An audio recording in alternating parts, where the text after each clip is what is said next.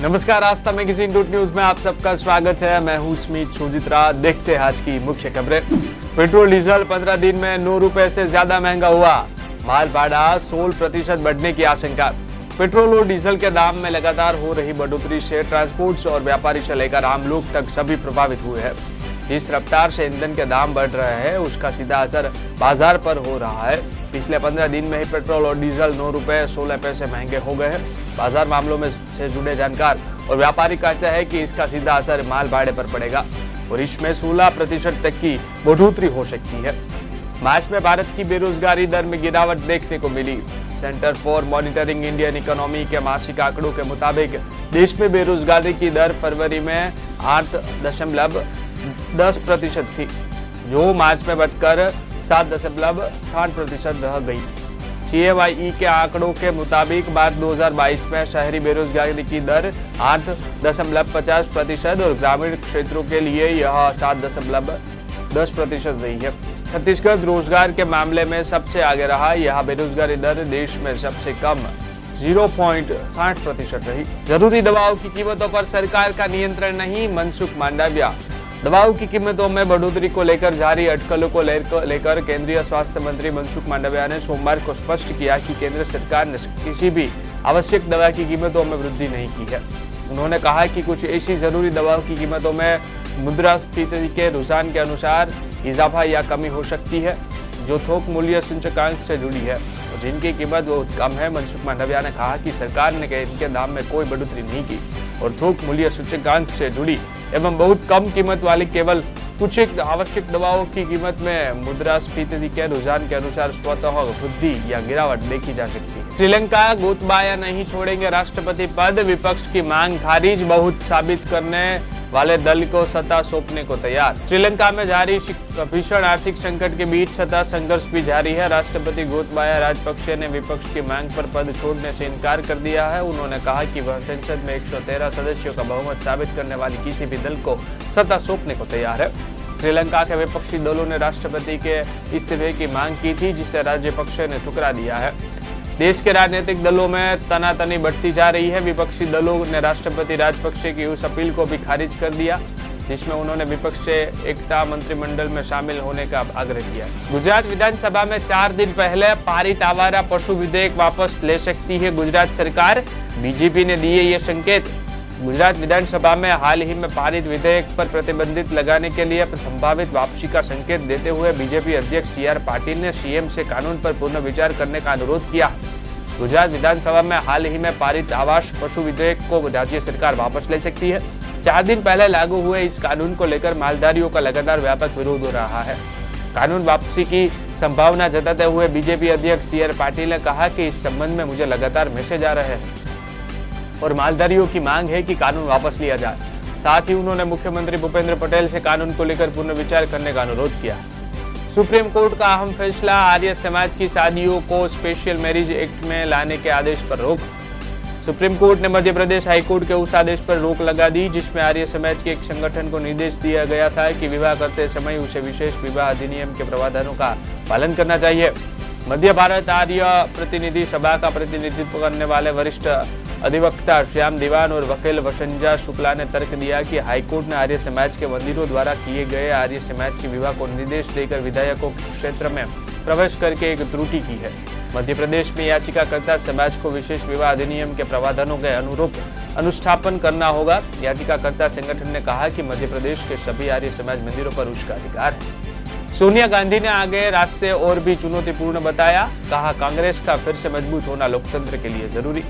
सोनिया गांधी ने हाल ही में हुए विधानसभा चुनावों के नतीजे को चौंकाने वाला और दर्दनाक बताया। सोनिया गांधी ने कहा कि वह पार्टी में एकता सुनिश्चित करने के लिए दृढ़ है। उन्होंने चिंतन शिविर आयोजित करने की जरूरत पर भी जोर किया।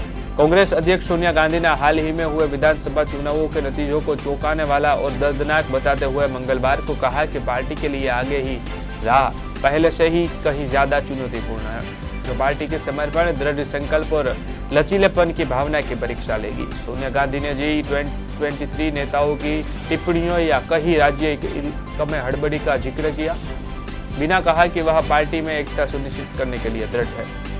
भाजपा स्थापना दिवस से लेकर 20 अप्रैल तक सांसद केंद्र की योजनाओं का प्रचार प्रसार करे मोदी। प्रधानमंत्री नरेंद्र मोदी ने मंगलवार को भारतीय जनता पार्टी के सांसदों से पार्टी के स्थापना दिवस से लेकर 20 अप्रैल तक केंद्र सरकार की महत्वपूर्ण व महत्वाकांक्षी योजनाओं का प्रचार प्रसार करने और जनता के बीच जाकर काम करने को कहा।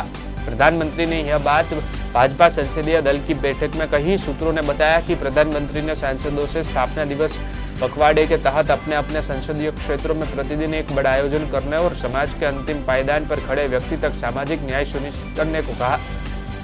अम्बेडकर अंतर्राष्ट्रीय केंद्र में हुई इस बैठक में प्रधानमंत्री मोदी ने सांसदों से अपने अपने संसदीय क्षेत्रों में अधिक से अधिक तालाब खुदवाने को भी कहा। बैठक में केंद्रीय गृह मंत्री अमित शाह, भाजपा अध्यक्ष जेपी नड्डा सहित कई वरिष्ठ नेता और पार्टी के सांसद मौजूद थे। गुजरात में नए अंतर्राष्ट्रीय हवाई अड्डे से चुनावी उड़ान भरेगी बीजेपी। इस साल के अंत में गुजरात में होने वाले विधानसभा चुनाव से पहले सबका साथ सबका विकास देने वाली भाजपा सरकार सौराष्ट्र क्षेत्र में अंतर्राष्ट्रीय हवाई अड्डा चुनाव आचार संहिता से पहले लोगों को समर्पित कर सकती है।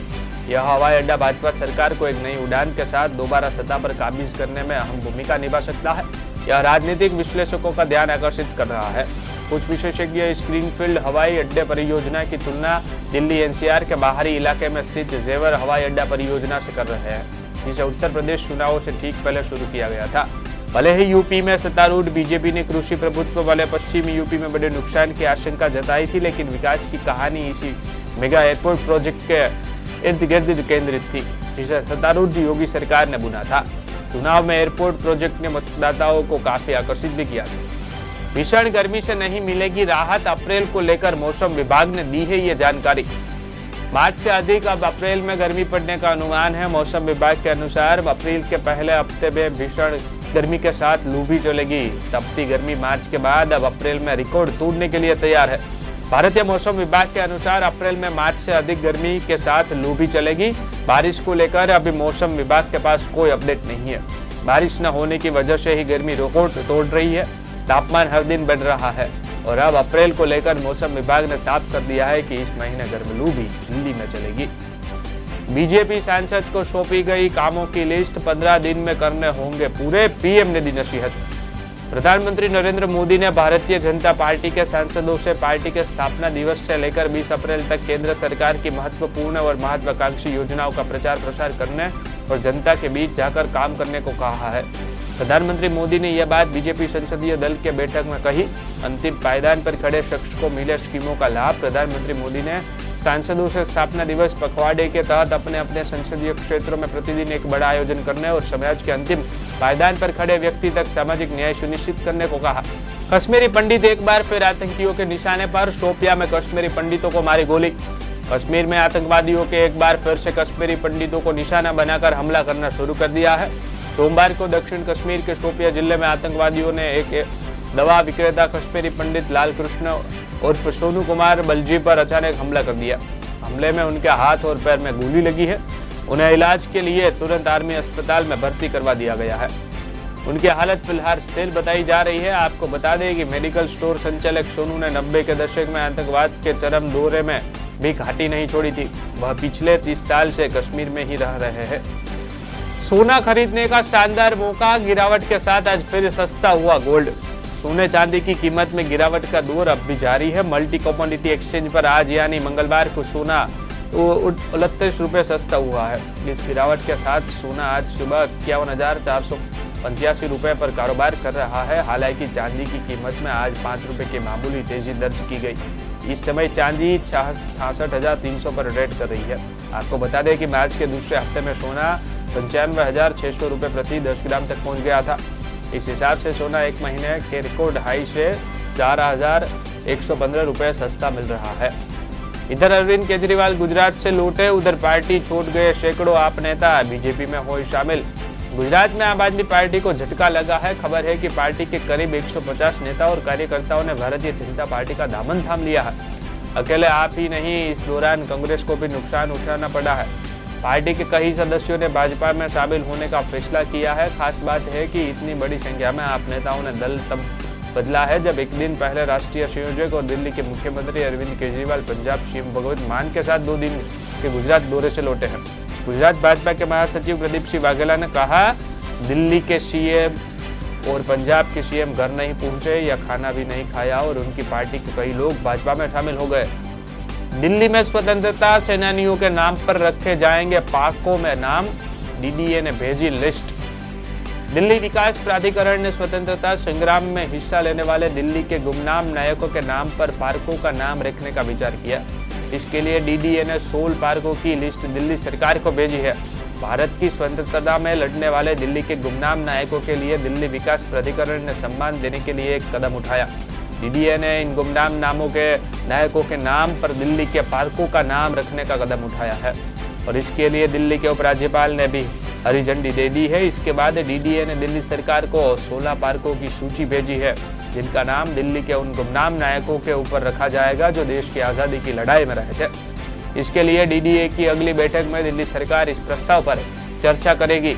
राज्य सरकारों को केंद्र का फरमान, स्टेट में 33% महिला पुलिस नहीं तो फंड नहीं, थाने में 3 महिला दरोगा, 10 सिपाही जरूरी। 1 दशक तक लगातार सलाह जारी करने के बाद केंद्र सरकार अब राज्यों में महिला पुलिस की भागीदारी 33% करने के लिए शक्ति बरतने की तैयार कर चुकी है। केंद्रीय गृह मंत्रालय के सूत्रों ने बताया कि जो राज्य पुलिस फोर्स में महिलाओं की संख्या बढ़ाकर 33% नहीं करेंगे उनका मॉडर्नाइजेशन फंड रोक दिया जाएगा। केंद्र सरकार का मानना है कि बिना शक्ति के राज्य सरकारें गंभीर नहीं हो रही, इसलिए अगर फंड में कटौती होगी तो राज्यों में महिलाओं की भर्ती बड़े पैमाने पर होने लगेगी। गृह मंत्रालय ने देश के सभी थानों में एक महिला हेल्प डेस्क कायम करने का लक्ष्य तय कर रखा है। राज्यों से यह भी कहा गया है कि इस समय पुरुषों की खाली पदों को कन्वर्ट कर महिलाओं के लिए कांस्टेबल और सब इंस्पेक्टर के अतिरिक्त पद बनाया जाए। आपका दावा, गुजरात में अभी चुनाव हुए तो बहुमत नहीं, लेकिन पार्टी को मिलेगी इतनी सीटें। आम आदमी पार्टी अब पंजाब के बाद गुजरात में अपने लिए बेहतर संभावनाएं देख रही है। यहाँ तक कि पार्टी नेता तो अच्छी खासी संख्या में विधानसभा सीटें जीतने का दावा भी करने लगे हैं। जैसे कि आपके गुजरात प्रभारी डॉक्टर संदीप पाठक ने दावा किया है कि अगर राज्य में अभी चुनाव हो जाते हैं तो उनकी पार्टी 58 सीटें जीत सकती है। उसके मुताबिक आप गुजरात में 55 तक सीटें जीत सकती है, जबकि हमने वैज्ञानिक आधार पर एक अपना आंतरिक सर्वे कराया है। गोरखनाथ मंदिर पर हमले का खुफिया एजेंसियों ने पहले ही दिया था अलर्ट, मुर्तजा पर थी नजर। उत्तर प्रदेश के गोरखपुर स्थित प्रसिद्ध गोरखनाथ मंदिर में रविवार देर शाम हुई घटना को लेकर बड़ी खबर सामने आ रही है। सूत्रों ने बताया कि खुफिया एजेंसियों ने 31 मार्च को ही उत्तर प्रदेश पुलिस के साथ 16 लोगों के प्रोफाइल साझा किए थे, जिनमें गोरखनाथ मंदिर पर हमले की साजिश रच रहे अहमद मुर्तजा अब्बासी का भी नाम था। उन्होंने बताया कि मार्च के अंत में राज्य पुलिस और खुफिया अधिकारियों के बीच बैठक हुई थी, जिसमें साझा किए गए प्रोफाइल में से एक IIT स्नातक मुर्तजा का भी था। देश दुनिया की सभी खबरें देखने के लिए देखते रहे आस्था मैगजीन .न्यूज। धन्यवाद।